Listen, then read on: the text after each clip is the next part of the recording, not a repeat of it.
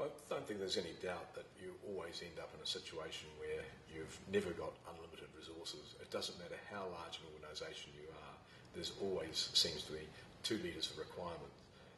that can only be satisfied by a 1 litre, container of resource. And I think that what I've seen is that, this trade-off, typically does mean that from time to time you'll see, strategic projects get shelved or not implemented because of the fact generally they're not seen by the senior management team as having sufficient payback. I think you've always got to be making sure that for any business that you're obviously making sure that the current business is as efficient, as effective as it can be, but also with an eye to the future as to what opportunities are going to arise, what can you do to position your organisation for innovation, for new ways of obviously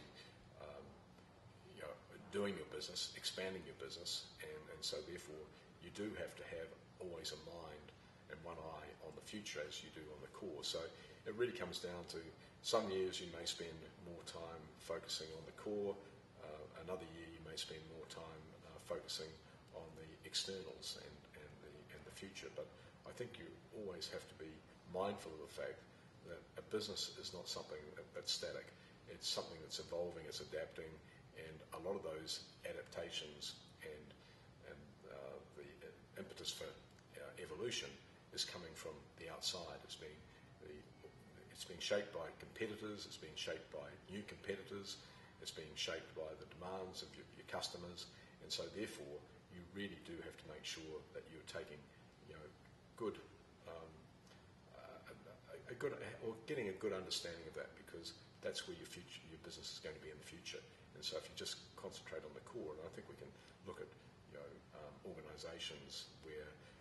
they have failed because of the fact that they haven't seen the changes that are happening around them, and we see that with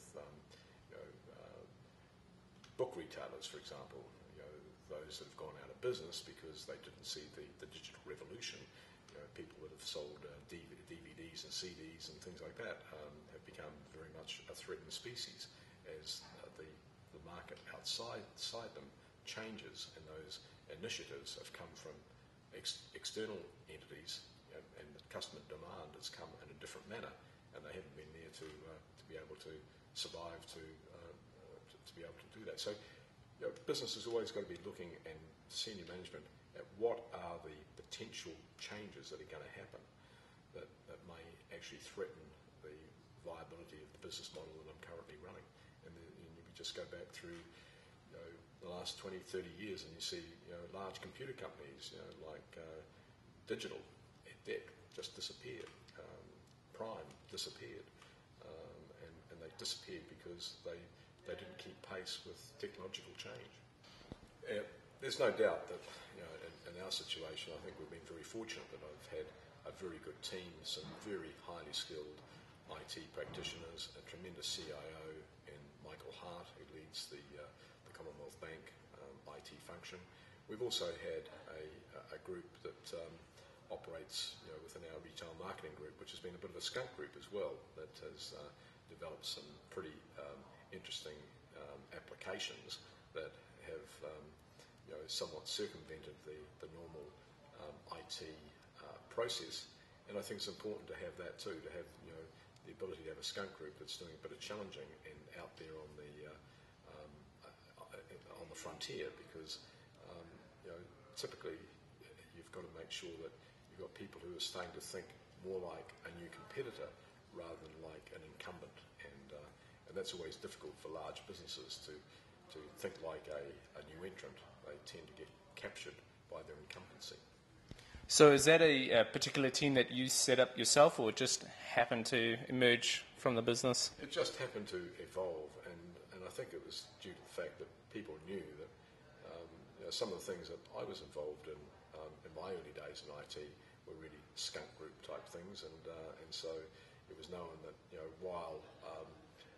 we had to have processes, I wasn't averse to having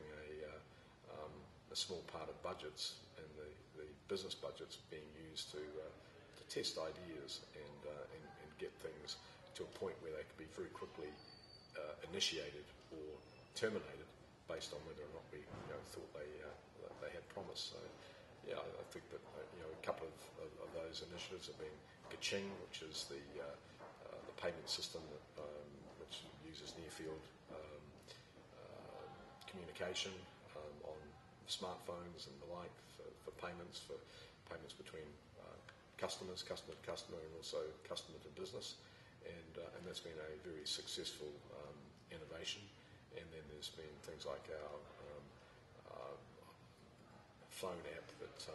allows you to take a photograph of a property that is for sale. It'll give you all the details about the property, what it last sold for, what the current value is,